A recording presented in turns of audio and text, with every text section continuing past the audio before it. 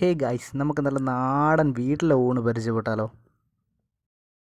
അവർക്ക് ചോറിന് ഒഴിച്ചു കറികളായിട്ട് സാമ്പാർ, പുളിശ്ശേരി, രസം, മോര് ഇതൊക്കെയാണ് കേട്ടോ വരുന്നത്. അപ്പോൾ ഞാൻ സാമ്പാറും കൂട്ടിയാണ് കഴിച്ചത്. നമ്മൾ പിന്നെ സ്പെഷ്യലായിട്ട് അയല വറുത്തത് കൂടി വാങ്ങിയിട്ടുണ്ട്.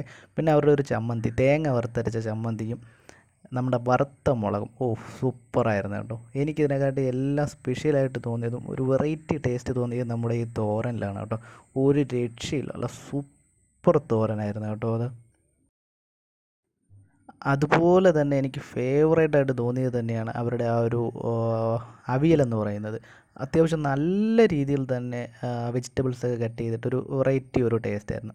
ശേഷം ഞാൻ രസം കൂടി ഒഴിച്ച് നോക്കി. എനിക്ക് എന്തോ രസത്തിനെക്കാട്ടും കുറച്ചുകൂടെ ബെറ്ററായിട്ട് തോന്നിയത് സാമ്പാർ തന്നെയാണ്.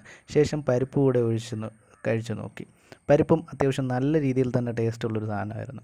അപ്പോൾ ലാസ്റ്റായിട്ട് നമ്മുടെ രസവും മോരും കൂടി കഴിച്ചിട്ടാണ് കേട്ടോ നിർത്തിയത്.